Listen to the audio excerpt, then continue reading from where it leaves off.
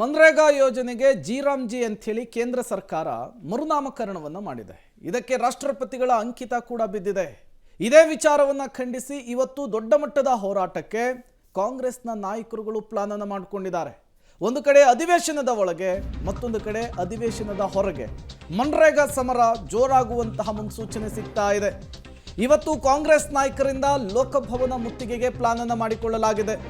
CM, DCM ಸೇರಿ ಸಚಿವರು, ಶಾಸಕರು ಕೂಡ ಈ ಚಲೋದಲ್ಲಿ ಭಾಗಿಯಾಗ್ತಾರೆ. ಫ್ರೀಡಂ ಪಾರ್ಕ್ ಬಳಿಯೇ ಇವರನ್ನ ವಶಕ್ಕೆ ಪಡೆಯೋದಕ್ಕೆ ಪೊಲೀಸರು ಪ್ಲಾನ್ ಮಾಡಿಕೊಂಡಿದ್ದಾರೆ. ಫ್ರೀಡಂ ಪಾರ್ಕ್ ಬಳಿಕ ಮಹಾರಾಣಿ ಜಂಕ್ಷನ್ ಬಳಿ ಸರ್ಪಗಾವಲನ್ನು ನಿಯೋಜನೆ ಮಾಡಲಾಗಿದೆ. ಲೋಕಭವನದವರೆಗೂ ಬಿಡುವ ಪ್ರಶ್ನೆಯೇ ಇಲ್ಲ ಅಂಥೇಳಿ ಪೊಲೀಸರು ಹೇಳ್ತಾ ಇದ್ದಾರೆ. 2,000ಕ್ಕೂ ಹೆಚ್ಚು ಪೊಲೀಸರನ್ನು ಇದಕ್ಕಾಗಿಯೇ ನಿಯೋಜನೆ ಮಾಡಲಾಗಿದೆ. ಈಗಾಗಲೇ ದೇಶದಾದ್ಯಂತ ಕಾಂಗ್ರೆಸ್ ಈ ಹೋರಾಟವನ್ನು ತೀವ್ರಗೊಳಿಸುವುದಕ್ಕೆ ಮುಂದಾಗ್ತಾ ಇರುವಂಥದ್ದು.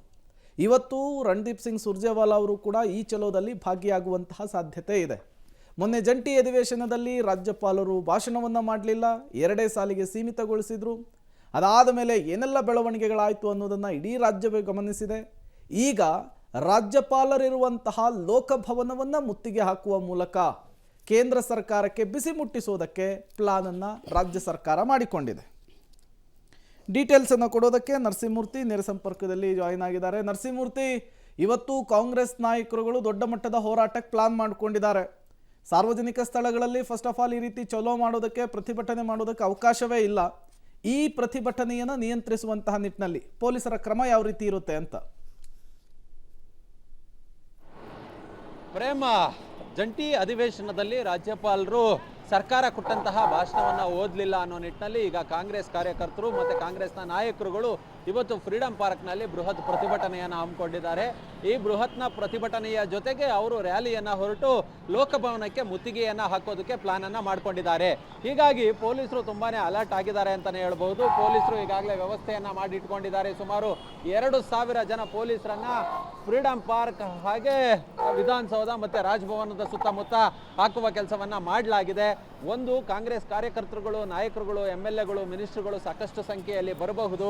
ಹೀಗಾಗಿ ಬಂದೋಬಸ್ತನ್ನು ಮಾಡ್ಕೊಂಡಿದ್ದಾರೆ. ಫ್ರೀಡಂ ಪಾರ್ಕ್ ಅನ್ನು ಬಿಟ್ಟು ಯಾವುದೇ ಕಾರಣಕ್ಕೂ ನಾಯಕರಿಗೆ ಇಲ್ಲಿಂದ ರ್ಯಾಲಿಯನ್ನು ಹೊರಡೋದಕ್ಕೆ ಅವಕಾಶವನ್ನು ಕೊಡೋದಿಲ್ಲ ಅನ್ನೋ ಒಂದು ವಿಶ್ವಾಸದಲ್ಲಿ ಪೊಲೀಸರಿದ್ದಾರೆ. ಕೇಂದ್ರ ವಿಭಾಗದ DCP ಹಾಗೆ ಪಶ್ಚಿಮ ವಿಭಾಗದ DCP ನೇತೃತ್ವದಲ್ಲಿ ಈ ಒಂದು ಭದ್ರತೆಯನ್ನು ಮಾಡಿಕೊಳ್ಳಲಾಗಿದೆ. ಅದ್ರ ಜೊತೆಗೆ ವಾಟರ್ ಜೆಟ್ಗಳಿರ್ಬೋದು, BMTC ಬಸ್ಗಳಿರ್ಬೋದು, ಇವೆಲ್ಲವನ್ನ ಸಹ ಹೆಚ್ಚುವರಿಯಾಗಿ ಕರ್ತರುವ ಕೆಲಸವನ್ನು ಪೊಲೀಸರು ಮಾಡಿ ಇಟ್ಕೊಂಡಿದ್ದಾರೆ. ಸುಮಾರು ಅಂದಾಜು 8,000 ಜನ ಸೇರಬಹುದು ಅನ್ನೋ ಒಂದು ನಿರೀಕ್ಷೆಯನ್ನು ಪೊಲೀಸರು ವ್ಯಕ್ತಪಡಿಸ್ತಿದ್ದಾರೆ. ಅಂದರೆ ಕೇವಲ ಕಾಂಗ್ರೆಸ್ ನಾಯಕರುಗಳಷ್ಟೇ ಅಲ್ಲ, ಕಾಂಗ್ರೆಸ್ ನಾಯಕರುಗಳ ಜೊತೆಗೆ ಕಾರ್ಯಕರ್ತರುಗಳು ಕೂಡ ಸಾಕಷ್ಟು ಸಂಖ್ಯೆಯಲ್ಲಿ ಸೇರಬಹುದು.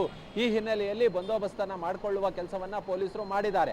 ರಾಜಭವನಕ್ಕೆ ಈ ಒಂದು ಇಲ್ಲಿ ಫ್ರೀಡಂ ಪಾರ್ಕ್ನಲ್ಲಿ ಬೃಹತ್ ಒಂದು ಸಭೆ ಏನಿದೆ, ಸಭೆಯ ಬಳಿಕ ಮುಖ್ಯಮಂತ್ರಿಗಳು ಮತ್ತು ಉಪಮುಖ್ಯಮಂತ್ರಿಗಳು ಮಾತನಾಡಿದಂತಹ ಬಳಿಕ ಕಾಂಗ್ರೆಸ್ ಕಾರ್ಯಕರ್ತರುಗಳು, ನಾಯಕರುಗಳು ಮುತ್ತಿಗೆಯನ್ನು ಹಾಕೋದಕ್ಕೆ ಹೊರಡ್ತಾರೆ.